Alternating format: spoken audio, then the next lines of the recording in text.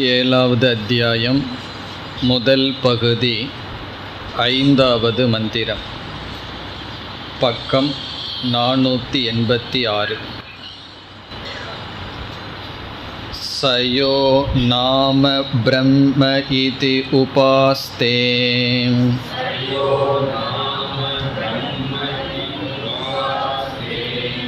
யாவன் நாம்னக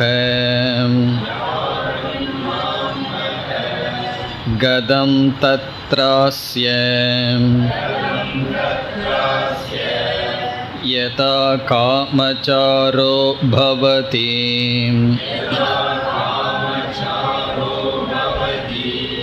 யோ நாம பிரம்ம இத்யுபாஸ்தே அஸ்தி பகவஹ நாம்னோ பூய இதி நாம்னோ வாவ பூயக அஸ்தி தீம் தன்மே பகவான் பிரவீது இதி.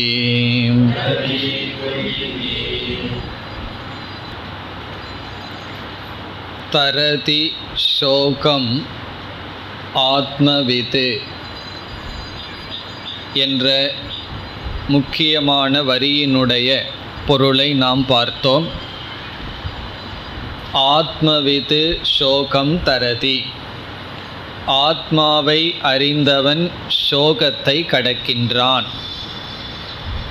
இந்த வாக்கியத்தை சிஷ்யராக இருக்கின்ற நாரதர் குருவிடம் கூறி, இப்படி உங்களை போன்றவர்களிடமிருந்து நான் கேள்விப்பட்டிருக்கின்றேன்.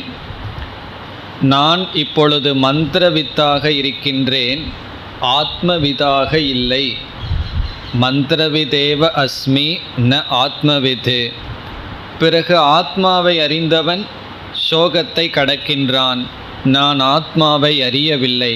ஆகவே அகம் சோச்சாமி, நான் துயரப்படுகின்றேன் என்று கூறினார். பிறகு என்னென்ன ஞானம் நாரதருக்கு இருந்தது என்று கூறினாரோ அதையெல்லாம் சனத்குமாரர் கூறி நாம ஏவ ஏதத் என்று சொன்னார். நான்காவது மந்திரத்தில் நாம ஏவ ஏதது என்று கடைசியில் கூறி பிறகு என்ன செய்கின்றார்? நாம உபாஸ்வ என்ற ஒரு விதியை கொடுக்கின்றார்.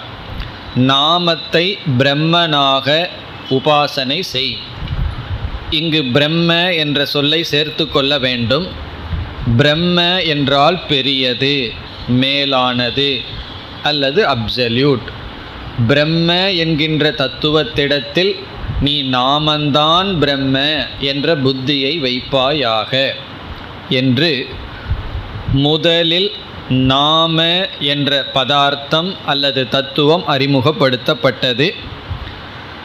இனி படிப்படியாக 15வது பகுதி வரை ஒவ்வொன்றாக செல்லப் போகின்றது. இப்பொழுது நாம் 5வது மந்திரத்தினுடைய பொருளை பார்க்க வேண்டும். இந்த மந்திரத்தில் பல கருத்துக்கள் வருகின்றது. முதல் பகுதியில் பிரயோஜனம் கூறப்படுகின்றது. யார் பிரம்மத்தை நாம என்று உபாசனை செய்கிறார்களோ அவர்களுக்கு என்ன பலன் என்று சொல்லப்படுகிறது. உபாசனா பலன் இப்பொழுது படித்த மந்திரத்தில் முதல் பகுதியில் வருகின்றது. என்ன உபாசனை விதி செய்யப்பட்டது, எதுவரை உபாசனை செய்ய வேண்டும், ஞானம் வரும் வரை அந்த உபாசனைக்கான பலன் பேசப்படுகிறது. இங்கும் மற்ற உபனிஷத்தில் நாம் பார்த்தது போல் பிரயோஜனம் இரண்டாக பிரிக்கப்படுகின்றது. சகாம உபாசனா பலம், நிஷ்காம உபாசனா பலம் என்று பிரயோஜனம் இரண்டாக பிரிக்கப்படுகிறது. அதில் சகாம உபாசனையினுடைய பலன் இங்கு கூறப்படுகின்றது. நிஷ்காம உபாசனையினுடைய பலன் குறிப்பாக சொல்ல வேண்டிய அவசியமில்லை. நிஷ்காம உபாசனையினுடைய பலன் அடுத்த படிக்கு நாம் செல்வோம். எப்படி அன்னமய கோஷத்தில் உபாசனை செய்தால் பலன் இருக்கும், நிஷ்காமமாக செய்தால் பிராணமய கோஷத்திற்கு நாம் உயர்ந்து செல்வோம். அப்படி நிஷ்காம உபாசனையினுடைய பலன் அடுத்த ஞானத்திற்கு தகுதி. சகாம உபாசனையினுடைய பலனை இப்பொழுது நாம் பார்க்கின்றோம். மந்திரத்திற்குள் சென்றால் சக யக, யக யார், நாம பிரம்ம இதி உபாஸ்தே, நாமத்தை பிரம்ம என்று உபாசனை செய்கின்றாரோ, யக யார் நாமத்தை பிரம்ம என்று உபாசனை செய்கிறாரோ, சக அவர் இந்த பிரயோஜனத்தை அடைகின்றார். என்ன பலன்? யாவது நாம்னக கதம் தத்ர அஸ்ய யதா காமச்சாரக பவதி யக நாம பிரம்ம இத்யுபாஸ்தே. யார், மீண்டும் அதை சொல்கிறார், யார் நாமத்தை பிரம்மனாக உபாசிக்கிறார்களோ அவர்களுக்கு இது பலன். இங்கு என்ன பலன் என்றால், நாம என்ற தத்துவம் சப்தமானது ஓரளவு வியாபிக்கின்றது. இனி இதற்கு அடுத்து சொல்லப்போவது அதைவிட அதிக காரணம், அதிக வியாபி அல்லது முக்கியத்துவம் பெறப்படுகின்றது. இங்கு பிரயோஜனம், நாம என்ற தத்துவம் எவ்வளவு தூரம் வியாபிக்குமோ அவ்வளவு தூரத்திற்கு இந்த உபாசகன் வியாபிக்கின்றான், அவ்வளவு தூரத்திற்கு இவன் வியாபிக்கின்றான் அல்லது இஷ்டப்படி தன்னுடைய ஆசையை பூர்த்தி செய்கின்றான்.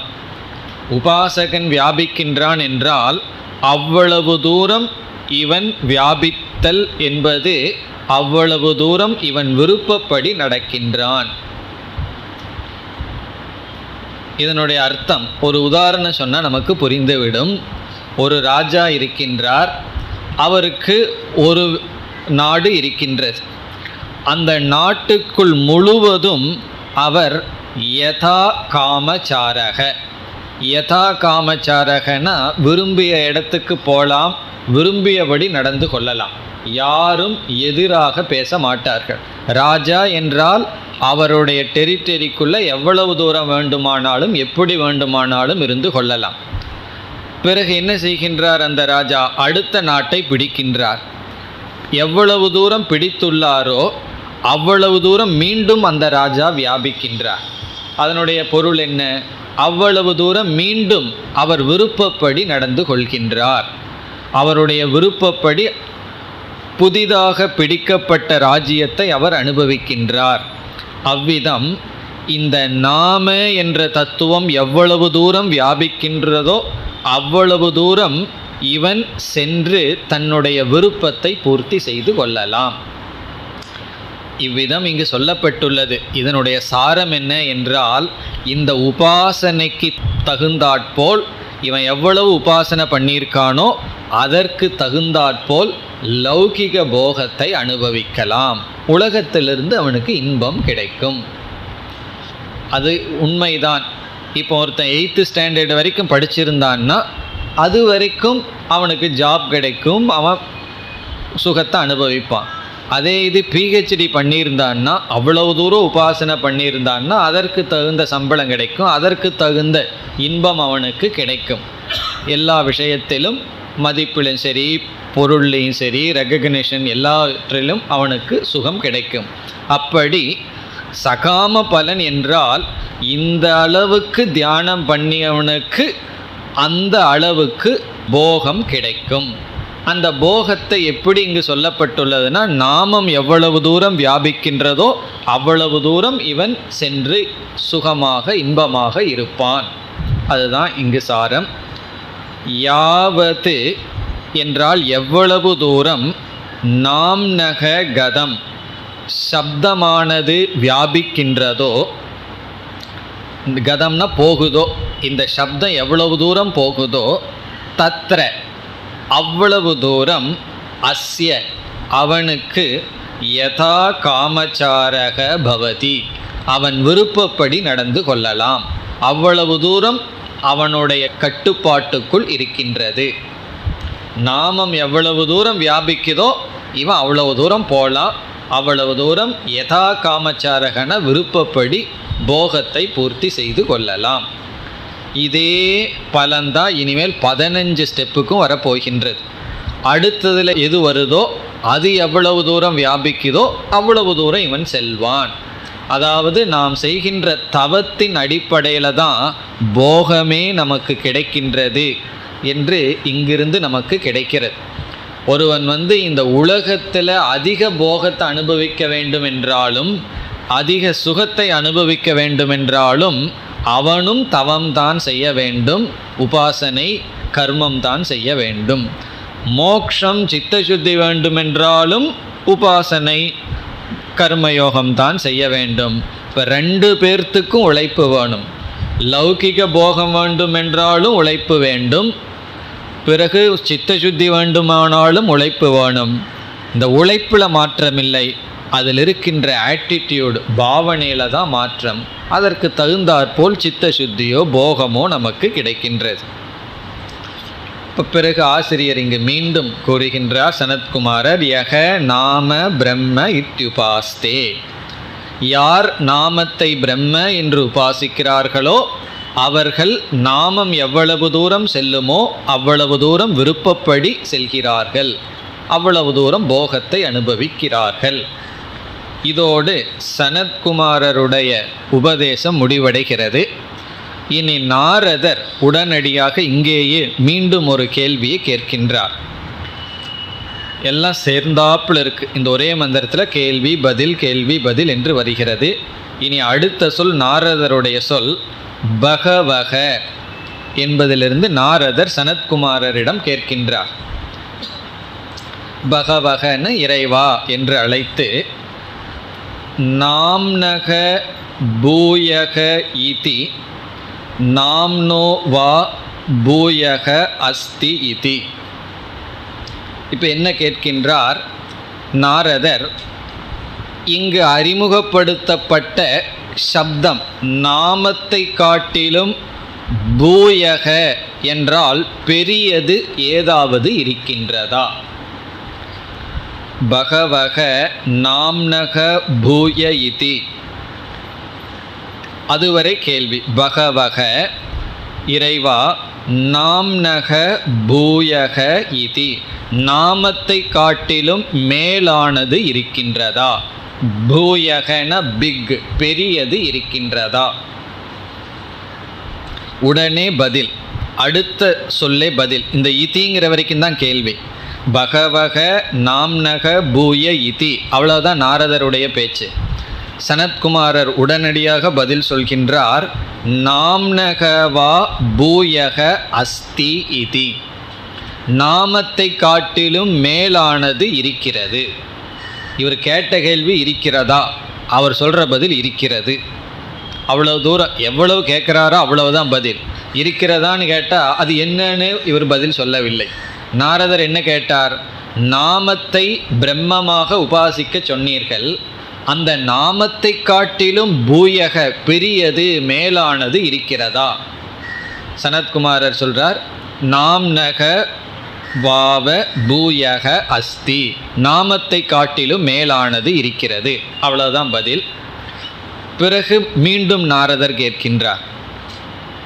அது அடுத்த பகுதியில் வருகிறது. தன்மே பகவான் பிரவீத்து இதி, அதை எனக்கு உபதேசம் செய்யுங்கள். இப்போ நாரதர் மீண்டும் வருகின்றார். தது அதை, மே எனக்கு, பகவான் பகவான் நீங்கள், பிரவீத்து எனக்கு கூறுங்கள். அப்போ இதற்குள்ளே நாரதர் பேசி சனத்குமாரர் பதில் சொல்லி மீண்டும் நாரதர் பேசுகிறார். இவ்வளவும் இதற்குள் வருகின்றது. பகவக நாம்னக பூய, நாமத்தை காட்டிலும் மேலானது இருக்கிறதா இதி என்று நாரதர் கேட்க, நாம்னகவா பூயக அஸ்தி இதி சனத்குமாரக உவாச்ச, நாமத்தை காட்டிலும் மேலானது இருக்கிறது. பிறகு தது மே அதை எனக்கு பகவான் பிரவீது நீங்கள் உபதேசம் செய்யுங்கள். இதி இதி என்று இறுதியில் நாரதர் கேட்கின்றார். இதோடு இந்த முதல் கண்டம் முதல் செக்ஷன் முடிவடைகிறது. இனி அடுத்த செக்ஷனில் பூயக நாமத்தை காட்டிலும் மேலானது என்ன என்று பதில் சொல்ல போகின்றார். இப்பொழுது நாம் விளக்கம் பார்க்க வேண்டிய சொல் பூயக என்ற சொல். பெரியது. பூயகன பிக், மகான், பெரியது. நாமத்தை காட்டிலும் பெரியது இருக்கின்றதா? இந்த பெரியது என்பதை இடத்திற்கு தகுந்தாற்போல் பொருள் கொள்ள வேண்டும். இப்போ முதல் பொருள், இந்த நாமத்தை நீங்கள் கூறி இதுதான் அப்சல்யூட் பிரம்ம, இதையே பிரம்மனாக பாவியுங்கள்னு சொன்னீர்கள். ஆனால் இதுவே பிரம்மன்னு சொல்லலை, இதை பிரம்மனாக பார்த்து தியானம் செய் என்று தான் சொன்னீர்கள். அதையே பிரம்மன் சொன்னால் அதுவே முடிவுன்னு எடுத்துக்கொள்ளலாம். ஆனால் இதை பிரம்மனாக பாவியுங்கள்னு சொன்னீர்கள். நான் பாவிக்கின்றேன். ஆனால் இதற்கும் மேலானது ஏதாவது இருக்கின்றதா? இப்போ பூயக என்பதற்கு பல பொருள் பார்க்க போகிறோம். அந்தந்த இடத்திற்கு தகுந்தாற்போல் பொருள் எடுக்க வேண்டும். முதல் பொருள் காரணம். பூயகன பிக், பெரியது. அதற்கு முதல் பொருள் காரணம். இந்த நாமத்துக்கும் காரணம் ஏதாவது இருக்கின்றதா? ஏன்னா பிரம்மன் அகாரணம், அப்சல்யூட்டாக இருக்கார். அப்படிப்பட்ட பிரம்மனாக இந்த நாமத்தை பார்க்கணும்னா இதற்கு காரணம் ஏதாவது இருக்கின்றதா? இரண்டாவது பொருள் அதிக வியாபி. அதிக வியாபினா இந்த நாமத்தை காட்டிலும் அதிகமாக வியாபிப்பது ஏதாவது இருக்கின்றதா? இந்த நாமத்தை காட்டிலும் அதிகமாக வியாபிக்கின்ற தத்துவம் இருக்கின்றதா? மூன்றாவது சத்தியம். இந்த நாமத்துக்கு மேல் உண்மை இருக்கின்றதா? இந்த நாமந்தான் உண்மையா? இந்த நாமத்துக்கு மேலே ஏதாவது உண்மை இருக்கின்றதா? துணியை பார்க்கிறோம். இந்த துணி தான் சத்தியமா, இல்லை துணிக்கு மேலே ஒரு சத்தியம் இருக்கான்னு கேட்டால் என்ன சொல்லுவோம்? துணியை நூலாக மாற்றிட்டோம் அப்படின்னா துணி போனாலும் நூலுங்கிறது ஒன்று இருக்குது, பிறகு பருத்தி அப்படிங்கிறது ஒன்று இருக்கின்றது. அப்படி அதற்கு மேலே இருக்கா பூயகன்னா இந்த நாமத்துக்கும் மேல் உயர்ந்த சத்தா இருக்கா என்பது கேள்வி. சத்தியம். நான்காவது உத்கிருஷ்டத்துவம். உத்கிருஷ்டத்துவம். உத்கிருஷ்டத்துவம் என்றால் உயர்ந்தது, மேலானது. நாமந்தானா அதற்கு மேலே மேலானது ஏதாவது இருக்கா? இப்போ நாமத்துக்கு மேலே பூயக காரணம் ஏதாவது இருக்கா? அதிக வியாபியாக என்ன இருக்கிறது? சத்தியம், உத்கிருஷ்டத்துவம். இனி கடைசி ஐந்தாவது பொருள் பிரம்மனக சாமீபியம். பிரம்மனக சாமீபியம்னா பிரம்மத்திற்கு அருகில் இருத்தல். பிரம்மத்திற்கு அருகில் இருத்தல். இப்போ பஞ்ச கோஷம் இருக்குது. அன்னமய கோஷம், பிராணமய கோஷம், மனோமய கோஷம். இதில் எது ரொம்ப பிரம்மத்துக்கு பக்கம் இருக்குது? ஆனந்தமய கோஷம். ஏன்னா அது கடைசியில் ஆனந்தமய கோஷத்திலிருந்து ஆனந்தத்தை பிடிக்கிறோம். அதற்கு முன்னாடி விஞ்ஞானமய கோஷம் இருக்குது. அப்படி ஒருவன் அன்னமய கோஷத்திலிருந்து பிராணமய கோஷத்துக்கு போயிட்டா அவன் ஒரு ஸ்டெப்பு பிரம்மத்தினுடைய அருகில் செல்கின்றான். அப்படி இந்த பிரம்மத்தையே உணர வேண்டும், புரிந்து கொள்ள வேண்டும் என்றால் முதல்ல நாமத்தை சொன்னீர்கள். இனியும் பிரம்மத்துக்கு பக்கத்தில் போகிறதுக்கு ஏதாவது படி இருக்கின்றதா? அடுத்தது ஏதாவது இருக்கின்றதா என்பது கேள்வி. இப்படி பூயக என்ற சொல்லுக்கு இந்த பொருள்களில் எந்த இடத்துல எது பொருந்துமோ அதை எடுத்துக்கொள்ள வேண்டும். காரணம்ங்கிறது பொருந்துனா எடுத்துக்கலாம், அதிக வியாபிக்கின்றதுன்னு எடுத்துக்கலாம், சத்தியம்ங்கிறது எடுத்துக்கலாம், உத்கிருஷ்டத்துவம் அல்லது பிரம்மத்திற்கு பக்கம். பிரம்மத்திற்கு பக்கம்ங்கிறது எல்லாத்துக்கும் பொருந்தி வரும். ஏன்னா 15 ஸ்டெப் இங்கே இருக்குது. இது முதல் படி. இப்போ அடுத்தபடி கண்டிப்பாக 14வது படி, 15லேருந்து அடுத்தது போகிறோம். ஆகவே பிரம்மத்திற்கு பக்கம்தான். அடுத்தது என்ன சொன்னாலும் அது இதை விட பிரம்மத்திற்கு அருகில் இருப்பது தான். இப்படி ஏதோ ஒரு பொருளை நாம் அந்தந்த இடத்திற்கு தகுந்தாற்போல் எடுத்துக்கொள்ள போகின்றோம். இப்போ இந்த மந்திரமானது 14வது செக்ஷன் வரைக்கும் இப்படியே வர இருக்கின்றது. எப்படி வர இருக்கின்றது? இதே மந்திரத்தினுடைய பேட்டர்ன் வரும். எப்படின்னா, யார் இதை பிரம்மன் என்று உபாசிக்கிறார்களோ அவர்களுக்கு அது எவ்வளவு தூரம் வியாபிக்குமோ அவ்வளவு தூரம் யதா காமச்சாரக. அப்படி சொன்ன உடனே நாரதர் கேட்பார், இதற்கு மேலே வேற ஏதாவது இருக்கா? பூயக அஸ்தின்னு கேட்பார். உடனே சனத்குமார் சொல்வார், இருக்குன்னு சொல்லுவார். அதை எனக்கு சொல்லுங்கள்னு சொல்லுவார். உடனே அடுத்த செக்ஷன் ஆரம்பிக்கும். அப்படி 14வது செக்ஷன் முடிகிற வரைக்கும் கடைசி மந்திரம் இப்படியாத்தான் இருக்கு. இதே போல தான் இருக்க போகின்றது. இப்போ இந்த முதல் செக்ஷன் முடிவடைந்து விட்டது. அடுத்ததுக்கு நம்ம செல்ல வேண்டும். இப்போ இந்த முதல் செக்ஷனில் என்னென்ன கருத்து பார்த்தோம் என்றால், கதை அறிமுகப்படுத்தப்பட்டது. அந்த கதையினுடைய தாத்பரியத்தை எல்லாம் நம்ம பார்த்தோம். நாரதர் தனக்கு தெரிஞ்ச எல்லா ஞானத்தையும் சொன்னார். உடனே சனத்குமாரர் சொன்னார், இந்த ஞானமெல்லாம் வெறும் சப்தந்தான், நாம மாத்திரம்னு சொல்லி. இப்போ நாரதருடைய மனசில் என்ன இருக்குது? வெறும் நாமம், வெறும் சப்தந்தான் இருக்குது. அந்த சப்தத்தையே பிரம்மன்னு தியானம் செய்ன்னு சொன்னார். கொஞ்ச நாள் நாரதர் தியானித்துள்ளார். அது நிஷ்காமமாக தியானித்தார். அதனுடைய பலன் தான் இந்த கேள்வி. சகாமமாக தியானித்தார்னா நாமத்தினுடைய பலனை அனுபவிச்சுட்டு போயிருப்பார். அவர் நிஷ்காம உபாசனை செய்ததுனால இந்த நாமத்துக்கு மேலொன்று இருக்கா என்ற ஒரு முமுட்சுத்துவம் கேள்வியானது வந்துள்ளது.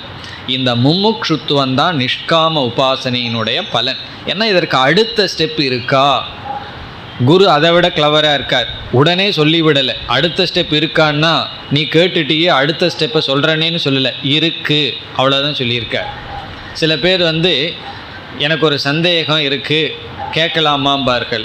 இல்லை, சந்தேகத்தையே சொல்லி கேட்கலாமா அப்படின்னு சொன்னால் நம்ம உடனே என்ன சொல்லக்கூடாது தெரியுமோ? சந்தேகத்தை சொல்லி கேட்கலாமான்னா கேட்கலான்னு தான் சொல்லணும்.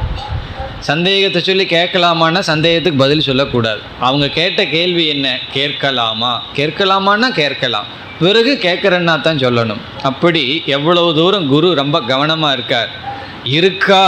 இருக்கு, சொல்லுங்க, இனி சொல்லுகின்றேன். அப்படி இப்படியே தான் வர இருக்கின்றது. நாமத்துக்கு மேலே ஏதாவது தத்துவம் இருக்கா? இருக்கின்றது. அஸ்தி நாம்னகவா பூயக அஸ்தி. பிறகு மீண்டும் கேட்கின்றார், பகவான் தன்மே பிரவீத்து, அதை எனக்கு உபதேசம் செய்யுங்கள் என்று. இதில் கதை, அதில் சில தாத்பரியத்தை பார்த்தோம். பிறகு முதல் ஸ்டெப், பிரம்மத்தை பிடிக்கிறதுக்கு 15 ஸ்டெப்பு போய் ஏறி பிடிக்க போகிறோம். அதில் முதல் ஸ்டெப்பு நாம.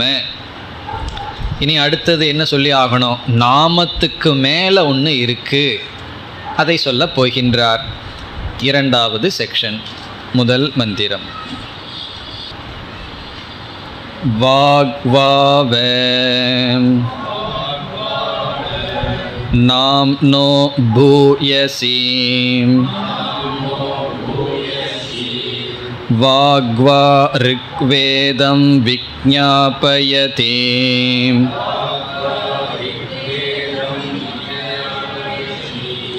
யஜுர்வேதம் சாமவேதம் ஆதர்வணம் சதுர்த்தம் இதிஹாச புராணம் பஞ்சமம் வேதானாம் வேதம் பித்ரியம் ராசிம்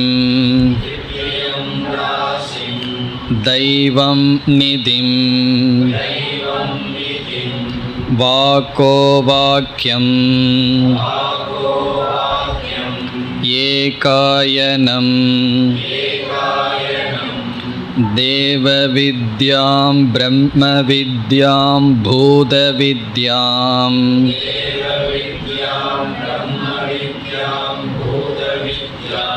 க்ஷத்ரவித்யாம் நக்ஷத்ரவித்யாம்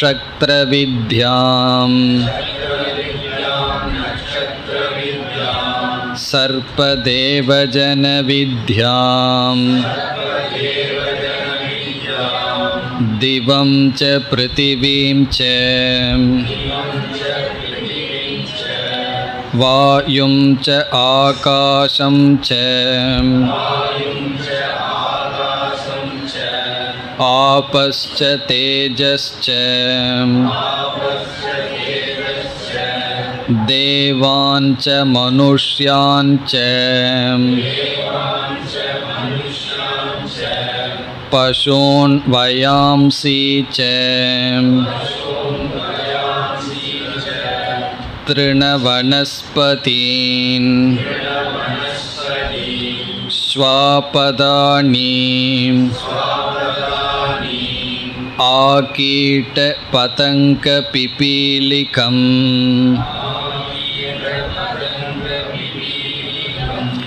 தர்மம் ச அதர்மம் ச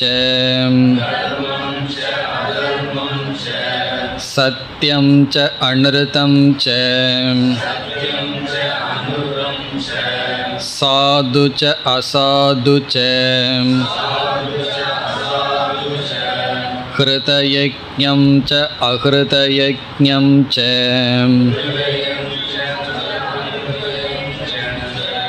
யத்வை வாங் ந அபவிஷ்யன் ந தர்மோ ந அதர்மக வ்யக்ஞாபயிஷ்யன் ந சத்யம் ந அநிருதம் ந சாது ந அசாது ந ஹ்ருதயஜ்ஞக ந அஹ்ருதயஜ்ஞக வாக் ஏவ ஏதத் சர்வம் விஜ்ஞாபயதே வாசமுபாஸ்வ இதி.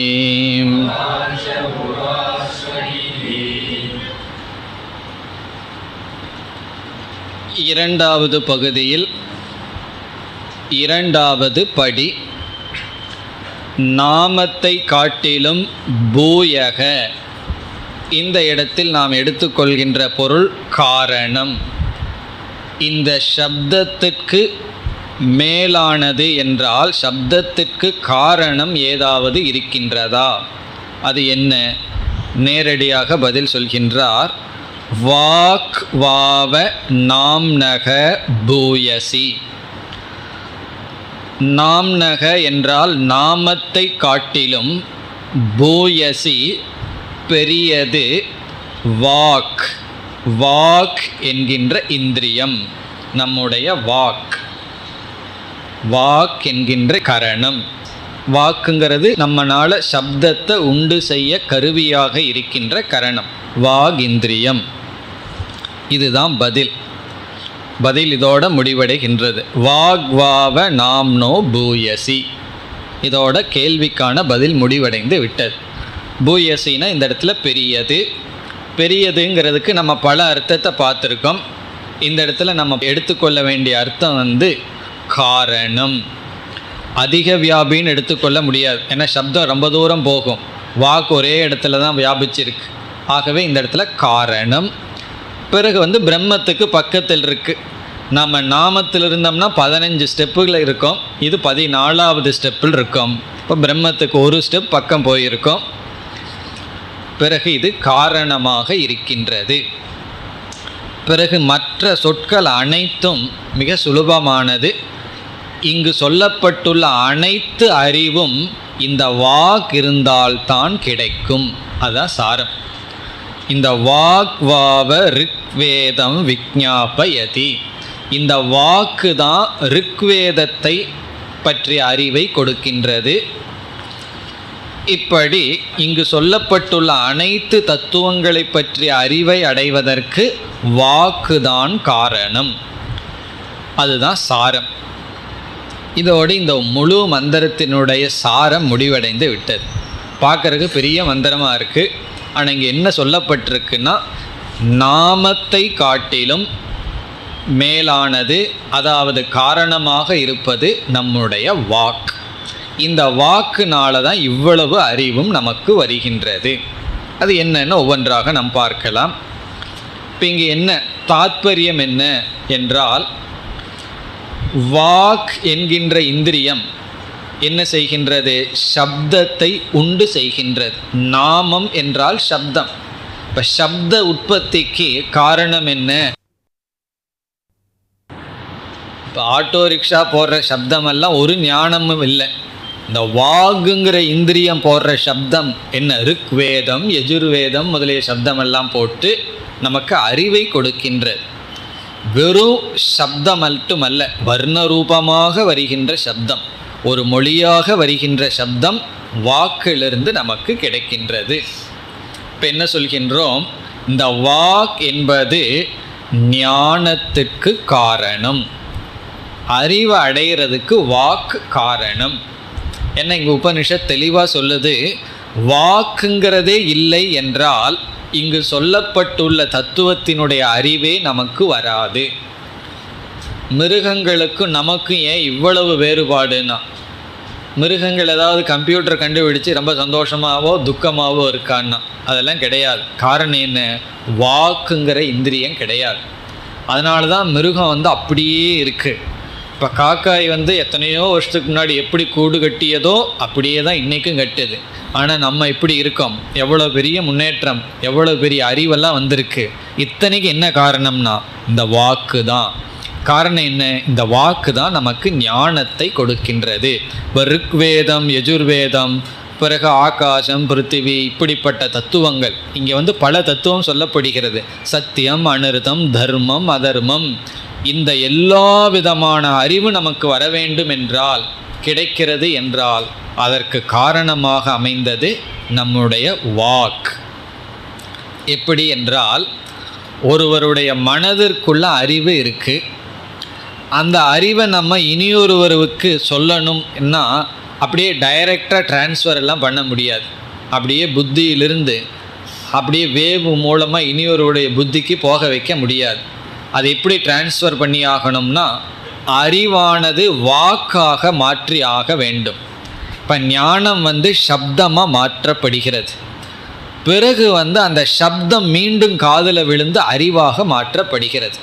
இப்போ ஞானம் டு ஞானம் வயா வாக், அப்படி தான் போயிட்டுருக்கு.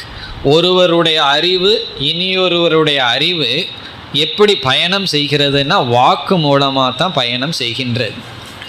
இப்போ ஞானம் இனியொருவருக்கு எப்படி ஞானமாகிறது? வாக்கு மூலமாக ஞானம் ஆகின்றது. இப்போ இந்த இடத்துல வாக்குங்கிறத கொஞ்சம் விஸ்தாரமாக புரிந்து கொள்ள வேண்டும். இல்லையா அவர் ஒன்றுமே சொல்லலை, நான் புஸ்தகத்தை படித்து அறிவை அடைந்து விட்டேன் என்றால், அந்த எழுத்து, ரைட்டிங், இதுவும் வாக்கினுடைய ஒரு விதமான வெளிப்பாடு தான். எழுதுறதும் ஒரு விதமான பேச்சு தான், கேட்குறதும் ஒரு விதமான பேச்சு தான். அதனால தான் சில பேர் மௌன விரதம் இருக்கேன்னு சொல்லிட்டு என்ன செய்வார்கள் தெரியுமோ, ஒரு பெரிய 100 பக்கம் நோட் எடுத்துட்டு எழுதிக்கிட்டே இருப்பார்கள். உண்மையிலேயே அதுவும் ஒரு விதமான பேச்சு தான். மௌன விரதம்னு சொன்னால் எழுதியும் கூட காட்டக்கூடாது. அப்படிப்பட்ட ஒரு சூழ்நிலையை அமைச்சிக்கணும். ரொம்ப முக்கியம்னா ஏதாவது 1 2 எழுதி காட்டலாம், செய்கை காட்டலாம். அதாவது கம்யூனிகேஷன் ஏதாவது விதத்தில் பண்ணால் அதை இந்த இடத்துல வாக்குன்னு எடுத்துக்கணும்.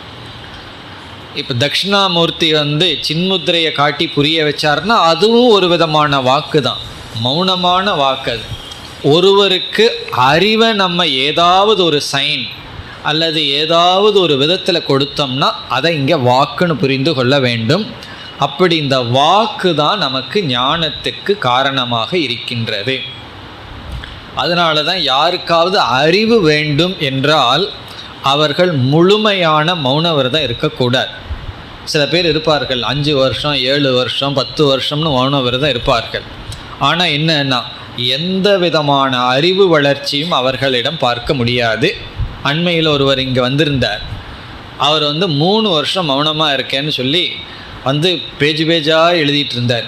எழுதி காமிச்சு சந்தேகங்கள் சாதாரண, இப்போ நம்ம எத்தனையோ விஷயங்கள் படிச்சிருக்கோம், அந்த விஷய அறிவும் கூட கிடையாது சாஸ்திர விஷயத்தில். ஆனால் அவர் 3 வருஷமாக மௌனம் இருக்கார். பிறகு அவர் நான் பேச வேண்டியதாக போச்சு, சந்தேகம் எழுதி எழுதி கேட்குறார். நான் அவர்கிட்ட சொல்லிகிட்டே இருந்தேன். கடைசியாக என்ன சொன்னேன், இந்த மௌனத்தினுடைய விளைவு இது, மௌனமாக இருக்கிறது நல்லது தான், ஆனால் முழு மௌனத்தை எடுத்துட்டோம்னா அறிவுக்கு நமக்கு துவாரம் கிடையாது. ஏன்னா ஞானமாக வருவதற்கு இந்த சப்தந்தான் கருவியாக இருக்கிறது. அதனால தான் உபனிஷத்தே அந்யா வாச்சோ விமுஞ்சதன்னு சொல்லுது. என்ன இன்ஸ்ட்ரக்ஷன் நமக்கு கொடுக்குதுன்னா, அந்யா வாச்சக விமுஞ்சத, தேவையற்ற சொற்களை விற்று. பிறகு ஞானி நாதிவாதி பவதி, அவன் தேவையற்ற பேச்சுக்களிலிருந்து விடுதலை அடைகிறான்னு தான் சொல்லப்பட்டிருக்கே தவிர முழுமையாக ஊமையாகி விடுவான் என்று சொல்லவில்லை. இப்போ மௌனத்தை வந்து நம்ம கவனமாக கையாள வேண்டும். மௌனம்ங்கிறது அவசியமான சாதனை. வாய் பேசாமல் இருக்கிறதும் ஒரு பெரிய சாதனை தான். ஆனால் அந்த சாதனையினுடைய பலன் என்னங்கிற அறிவும் வரணும், அதனோட லிமிட்டேஷன் என்ன, அதனால் என்ன குறைங்கிற ஞானமும் இருக்கணும். அந்த ஞானம் இல்லைன்னா தான் அப்சல்யூட் மௌனத்துக்கு எடுத்துடுவோம். அப்போ என்ன ஆகும்னா ஒரு விதமான அறிவும் நமக்கு கிடைக்காது. இனியொருவருடைய மனதை புரிஞ்சுக்கணும்னா 4 வார்த்தை பேசினா தான் அவர் பேசுவார், காதில் நமக்கு சப்தம் விழுகும், அறிவு நமக்கு வரும். இப்போ இந்த உலகத்தை புரிஞ்சுக்கிறதாகட்டும், சாஸ்திரத்தை புரிஞ்சுக்கிறதாகட்டும், சப்தம் வாக் என்பது மிக முக்கியமான இந்திரியம். அதை நம்ம மிஸ்யூஸ் பண்ணும்போது தான் என்ன ஆகின்றது, நமக்கு துக்கம் வருது, நம்ம சரியாக பயன்படுத்தவில்லை. இப்போ வாக்குங்கிறத பயன்படுத்தணும். வாக் இல்லாமல் ஞானத்தை அடைய முடியாது. அதே சமயத்தில் பேசிக்கொண்டே இருத்தல், அது ஒரு பொழுதுபோக்காக வாக்கையும் பயன்படுத்தக்கூடாது. அதை கொஞ்சம் கவனமாக புரிந்து கொள்ள வேண்டும். இப்போ இந்த இடத்துல வாக்குக்கு முக்கியத்துவம் கொடுத்து நம்ம பேசுகிறோம். ஏன்னா உபனிஷத்து என்ன சொல்லுது, சப்தத்துக்கு காரணமாக இருக்கின்ற வாக்குனால தான் இங்கு சொல்லப்படுகின்ற அனைத்து விதமான அறிவும் நமக்கு கிடைக்கிறது. ஒரு கால் நமக்கு வாக்குங்கிற இந்திரியம் இல்லை என்றால் இந்த அறிவெல்லாம் நமக்கு இல்லை. ருக்வேதத்தினுடைய ஞானமோ எஜுர்வேதத்தினுடைய ஞானமோ நமக்கு கிடையாது என்று சொல்கின்றது. இப்போ நம்ம எதில் க்ளோரிஃபை பண்ணணும், அந்தந்த இடத்துல அதைத்தான் பெருமையாக பேசிகிட்டு இருக்கணும். அடுத்ததுக்கு போன உடனே வாக்கை நெகேட் பண்ணிடுவோம், வாக்குனால் ஒரு பிரயோஜனம் இல்லைன்னு சொல்லிடுவோம்.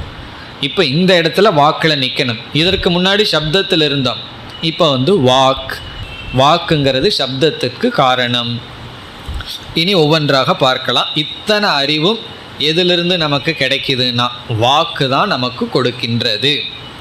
அடுத்த பகுதி, வாக் வா ரிக்வேதம் விஜ்ஞாபயதி. இந்த வாக்கு தான் ரிக்வேதத்தினுடைய அறிவை நமக்கு கொடுக்கின்றது. எப்படின்னா, ரிக்வேதம் படிக்கணும்னு சொன்னால், ரிக்வேதம் படித்தவர் மௌனமாக இருந்துட்டாருன்னா நம்ம எப்படி கேட்குறது? இப்போ அவர் வந்து ரிக்வேதத்தை ஓதணும். இப்போ வாக்கு மூலியமாக ரிக்வேதத்தை ஒருவர் முழுமையாக படிச்சிருக்கார், ரிக்வேத ஞானத்தை உடையவர். இனியொருவருக்கு ரிக்வேதத்தினுடைய ஞானத்தை கொடுக்கணும்னா என்ன செய்யணும்னா அவர் வாக்கு மூலமாகத்தான் கொடுக்க முடியும். இப்போ ரிக்வேதத்தை அவர் உபதேசிக்க, நம்ம அதை கேட்க ஞானத்தை அடைவோம். அதனால் விஜ்ஞாபயதி என்றால் வாக்குதான் அறிவை கொடுக்கின்றது, அறிவை புகட்டுகிறது. எதை பற்றி அறிவை? ரிக்வேதம். ரிக்வேதத்தினுடைய அறிவை இந்த வாக்கு தான் நமக்கு புகட்டுகின்றது. விஜ்ஞாபயதினா அறிவை புகட்டுகிறது. இந்த பகுதியெல்லாம் வாக்கினுடைய மகிமை. கேள்விக்கான பதில் முதல் வரியிலேயே ஃபுல் ஸ்டாப், ஓவர். வாக் வா நாம்னக பூயசி, அதோட கேள்விக்கான பதில் முடிஞ்சாச்சு.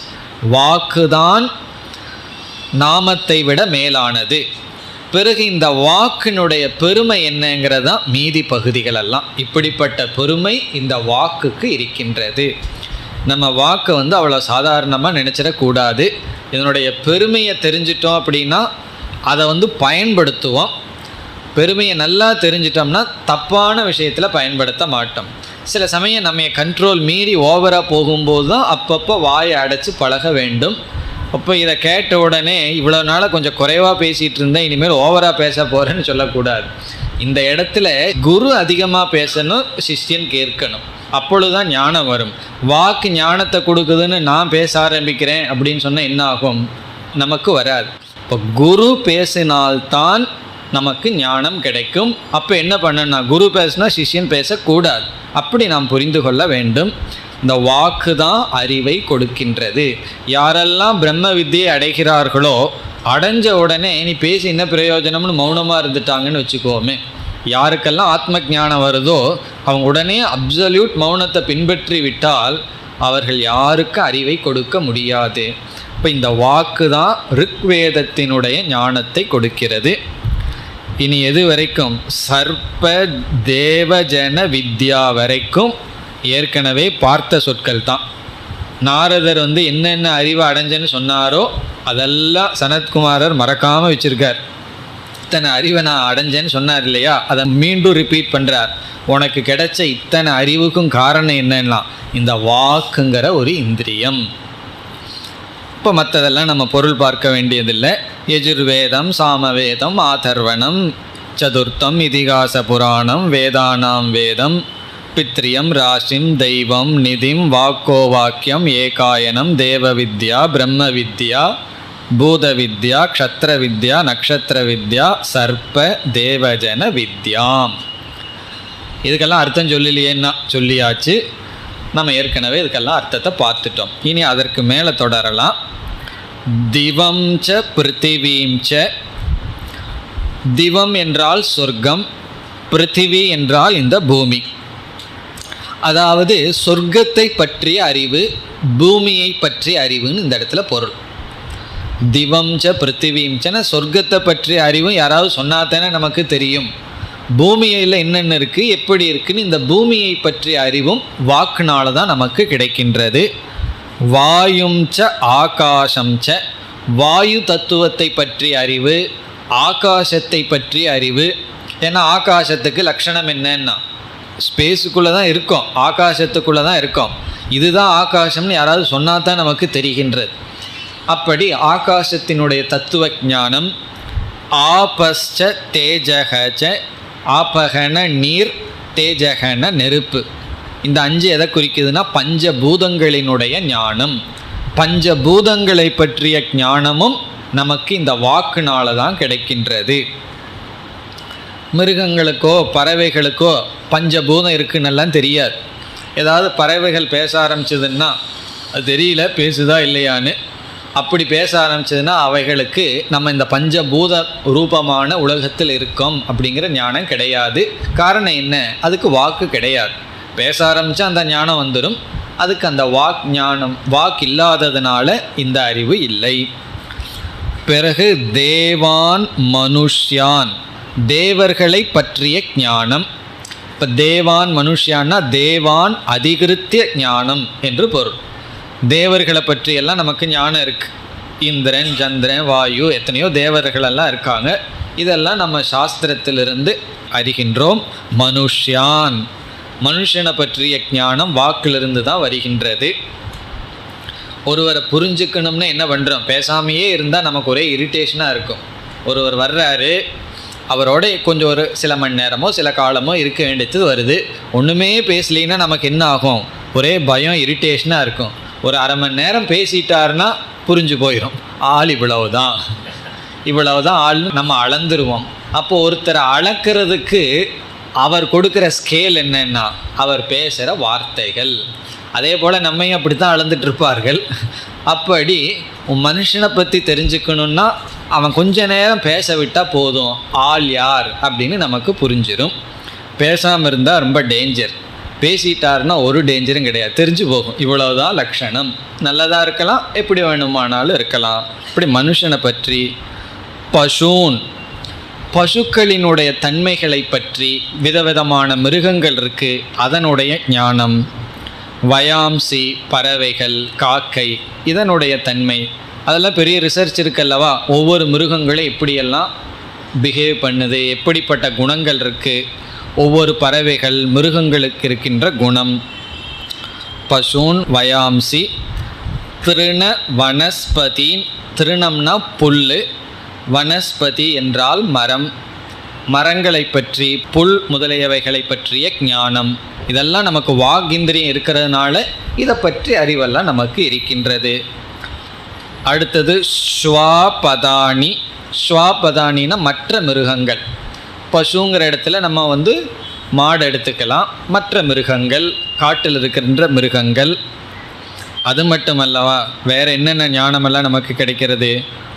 ஆகீட பதங்க பிபீலிகம்.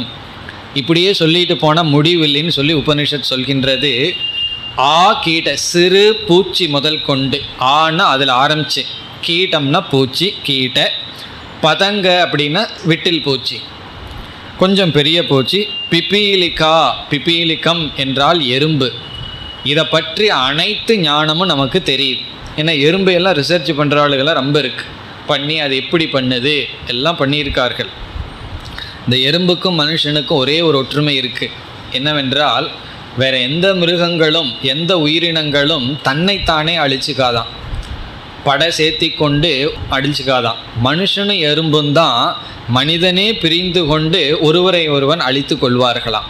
அப்படி எறும்பு என்ன பண்ணுமா, 2 படையாக சேர்ந்துக்குமா, சேர்ந்துட்டு ஒன்று ஆக்கிரமம் பண்ணி இனியொரு எறும்பை அடிச்சுக்குமா. அதே தான் மனுஷனும் செய்கிறார்கள். நல்லா எப்படி சொல்ல முடியுதுன்னா, இந்த ஞானம் எப்படி வந்ததுன்னா, எறும்பை வச்சு ரிசர்ச் பண்ணி வந்த ஞானம் எல்லாம் வாக்கு இருந்ததுனால தான் வந்தது. இப்போ எறும்புக்கு நமக்கு இது ஒன்று தான். அப்புறம் இனி ஒன்று, எறும்பு சுறுசுறுப்பாக இருக்கும், ஆனால் எல்லா மனுஷர்களும் அப்படி இருக்கிறது இல்லை. எறும்பு எப்பவுமே சுறுசுறுப்பாக இருக்குமா? இப்படி எறும்பு முதல் கொண்டு எல்லா ஞானம் இந்த வாக்கு தான் கொடுக்குது. அது மட்டுமல்ல, வேற என்னென்ன ஞானம் இந்த வாக்கிந்திரியம் கொடுக்குது? தர்மம் ச அதர்மம் ச. தர்மத்தை பற்றிய ஞானம், அதர்மத்தை பற்றிய ஞானம். இங்கே எல்லா இடத்துலையும் விஜ்ஞாபயதி, வாக்குங்கிறத சேர்த்திக்கணும். ஒவ்வொரு சொல்ல எடுத்துட்டு வாக் தர்மம் விஜ்ஞாபயதி. வாக்கானது தர்மத்தை பற்றி போதிக்கின்றது, தர்மத்தை பற்றிய ஞானத்தை கொடுக்கின்றது. பிறகு அதர்மம் ச, அதர்மத்தை பற்றிய ஞானமும் வாக்கிந்திரியம் இருக்கிறதுனால தான் கிடைக்கிறது. அடுத்தது என்ன? சத்தியம் ச அனிருத்தம் ச. உண்மை, சத்தியம் உண்மை பேசுறது, அனிருத்தம் பொய். இது பொய்ன்னு நமக்கு தெரிகிறது அல்லவா, அதுவும் எதனாலேனா வாக்கு இருக்கிறதுனால தான். இந்த ரயில்வே ஸ்டேஷனில் சொல்வார்கள் அல்லவா, இந்த ட்ரெயின் 8 மணிக்கு வரும் போட்டு, அந்த ட்ரெயின் எப்போவுமே 9 மணிக்கு வந்து தான். போய் கேட்டாராம், ஏன் 8 மணின்னு போட்டுட்டு 9 மணிக்கு வருதுன்னா, இப்போ ஏன் 8 மணின்னு போட்டீங்கன்னா, 8 மணின்னு போட்டதுனால தானே நீ 1 ஹவர் லேட்டுன்னு என்கிட்ட சொல்கிற. இப்போ எவ்வளோ நேரம் லேட் ஆகுதுன்னு காட்டுறதுக்கு தான் அந்த டைம் அப்படின்னு சொல்லது போல், சத்தியம் அனிருத்தம் பொய்னுங்கிறது நமக்கு எப்படி தெரியுது? வாக் இருக்கிறதுனால தான் இது உண்மை, இது பொய் என்ற அறிவு வருகிறது. அடுத்தது சாதுச்ச அசாதுச்ச. சாதுனா நல்லது, அசாதுனா நல்லதல்ல. சாது இது நல்லது, இது நல்லதல்ல, இந்த அறிவும் நமக்கு வாக்கு இருக்கிறதுனால கிடைக்கிறது. சாது அசாது. அடுத்தது ஹிருத யஜ்ஞம். ஹிருத யஜ்ஞம்னா பிரியம், நம்ம மனசுக்கு பிரியமானது. ஹிருத யஜ்ஞம்னா ப்ளசண்ட்னு அர்த்தம், ரொம்ப பிரியமானது, மகிழ்ச்சியை கொடுப்பது. இப்போ எது நமக்கு மகிழ்ச்சியை கொடுக்கிறது? அஹிருத யஜ்ஞம் என்றால் எது மனதுக்கு இதமாக இல்லை, இந்த அறிவும் நமக்கு வாக்கால் கிடைக்கிறது. ஹிருத யஜ்ஞம் அஹிருத யஜ்ஞம் ச. பிறகு அடுத்த வரியில் உபனிஷத் என்ன சொல்கின்றது? ஒரு கால் வாக்கில்லை என்றால் இதெல்லாம் நமக்கு தெரிஞ்சிருக்காது என்று நமக்கு கூறுகின்றது. எத்வை வாக் ந அபவிஷ்யத்து. எத்வைனா ஒரு கால், வாக் ந அபவிஷ்யத், வாக் என்பது இல்லை என்றால், இந்த வாகிந்திரியம்ங்கிறது இல்லை என்றால் நம்ம என்ன செஞ்சுருப்போம்னா வெறும் கத்திட்டு இருப்போம், ஆடு மாடு மாதிரி பேசிகிட்டு இருக்க மாட்டோம். நம்ம பேசுறது வேற, கத்துறது வேற. மிருகங்கள் வெறும் சப்தத்தை தான் போடுது, நம்ம சப்தம் போடுறோம், அதுக்குள்ளே ஒரு அர்த்தத்தோடு போடுறோம், பேசுகிறோம். அப்படி வாக்குங்கிற இந்த பேசுகின்ற இந்திரியம் இல்லை என்றால், ந அபவிஷ்யத் அப்படிங்கிறது ஒரு கால் இல்லை என்றால், அப்படி சொல்லும் பொழுதே இருக்குதுன்னு அர்த்தம். ஒரு கால் இல்லை என்றால் நமக்கு என்னென்ன ஞானமெல்லாம் வந்திருக்காது. ஒரே வார்த்தையில் சொல்லலாம், இங்கே சொல்லப்பட்ட அனைத்து ஞானம் வந்திருக்காதுன்னு. அதிலிருந்து உபனிஷத் சிலதை எடுத்து சொல்லுது. தர்மக ந அதர்மக, ந தர்மக ந அதர்மக விஜ்ஞாபயிஷ்யத்து. விஜ்ஞாபயிஷ்யத்துனா இந்த ஞானம் வந்திருக்காது. எந்த ஞானம்? எல்லாம் தர்மத்தை பற்றியும் அதர்மத்தை பற்றியும் ஞானம் நமக்கு வந்திருக்காது. இதிலிருந்து என்ன தெரியுதுன்னா, வாக் இல்லாமல் இருந்திருந்தால் தர்மத்தை பற்றியும் அதர்மத்தை பற்றியும் ஞானம் வந்திருக்காது. இந்த கண்டிஷனே சமஸ்கிருதத்தில் நடக்காத விஷயத்தில் யூஸ் பண்ணுற கண்டிஷன். அப்படின்னு என்னென்னா, வாக்கு இருந்திருக்கு, இந்த ஞானம் வந்திருக்கு. இந்த கண்டிஷனே எப்படின்னு சொன்னால், இப்படி இருந்திருந்தால் இப்படி ஆயிருக்கும், என்னுடைய வீட்டில் புஸ்தகம் இருந்திருந்தால் நான் உனக்கு கொடுத்திருப்பேன் அப்படின்னு சொன்னால் என்ன? இருந்திருந்தால் கொடுத்திருப்பேன், இல்லை கொடுக்கவில்லை. அப்படி இப்போ வாக் இல்லாமல் இருந்திருந்தால் இவைகள் வந்திருக்காதுன்னா, வாக் இருக்கு, இவைகள் வந்திருக்கு. பிறகு எதெல்லாம் வந்திருக்காது? சத்தியம் ந சத்தியம் ந அனிர்தம். சத்தியத்தை பற்றிய ஞானம் நமக்கு இல்லை, பொய்யை பற்றிய ஞானமும் நமக்கு வந்திருக்காது. ந சாது ந அசாது, இது நல்லது இது கெட்டதுங்கிற ஞானமும் நமக்கு வந்திருக்காது. ந ஹிருத யஜ்ஞம் ந அஹிருத யஜ்ஞம், இது மனசுக்கு பிரியமானது இது மனசுக்கு பிரியமில்லை என்ற அறிவும் நமக்கு வந்திருக்காது. பிறகு உபனிஷத் முடிவு செய்கிறது, வாக் ஏவ ஏதத் சர்வம் விஜ்ஞாபயதி. இதுதான் சாரம். இவ்வளவு என்னென்னா, இடையில ஏதோ கொஞ்சம் கதை சொல்லலான்னு உபனிஷத் சொல்கிறது போல் சொல்லியிருக்கு. இந்த வரி தான் முடிவு. வாக் ஏவ, வாக்கு தான், ஏதத் சர்வம் இவை அனைத்தையும், விஜ்ஞாபயதி நமக்கு புகட்டுகின்றது. இந்த அனைத்தை பற்றிய அறிவும் வாக்கு தான் நமக்கு புகட்டுகின்றது. இதெல்லாம் எதற்குனா, வாக்கு தான் பூயகன்னு சொன்னதோடு பேசாமல் நிறுத்தியிருக்கணும். ஆனால் வாக்கு பூயகன்னு சொல்லி வாக்கினுடைய இத்தனை பெருமையும் சொன்னதனுடைய காரணம் என்ன? வாச்சம் உபாஸ்வ இதி, பிரம்மத்தை வாக் என்று உபாசனை செய். என்றைக்குமே எதை நம்ம உபாசிக்கிறோமோ அதை ஸ்துதி பண்ணணும், அதை பெருமைப்படுத்தணும். அப்படி இந்த வாக்கை பிரம்மமாக உபாசனை செய் என்று உபாசனா விதி இங்கு வருகின்றது. எப்படி நாம பிரம்மேத்யுபாசித உபாஸ்தே, நாமத்தை பிரம்ம என்று உபாசனை செய்யன்னு சொன்னார். இப்போ நாமம் போயாச்சு. காரணம் என்ன? நாமத்துக்கே காரணம் இந்த வாக். இந்த வாக்குனால தான் இப்படிப்பட்ட எல்லா ஞானமும் நமக்கு கிடைக்கின்றது. ஆகவே இந்த வாக்கை பிரம்ம என்று நீ உபாசனை செய்ய வேண்டும். இனி அடுத்தது என்னன்னா, அப்படி உபாசனை செய்தால், பிரம்மன்னு உபாசனை செய்தால் சகாம பலன் என்னன்னு வரும். உடனே நாரதர் கேட்க போகிறார், இந்த வாக்குக்கு மேலே என்ன இருக்குன்னு சொல்லுவார். அது என்னன்னு சொல்லுங்கன்னு சொல்லுவார். அதே மந்திர பேட்டன் வருகின்றது. இரண்டாவது மந்திரம், பக்கம் 490. சயோவாச்சம் பிரம்ம இதி உபாஸ்தே யாவத் வாச்சோகதம் தத்ராஸ்ய யதா காமச்சாரோ பவதி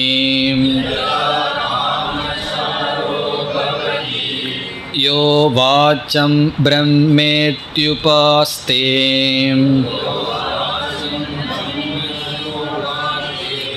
அஸ்தி பகவக வாச்சோ பூய இதி வாச்சோ வாவ भूयोऽस्तीति तन्मे भगवान् ब्रवीतु इति।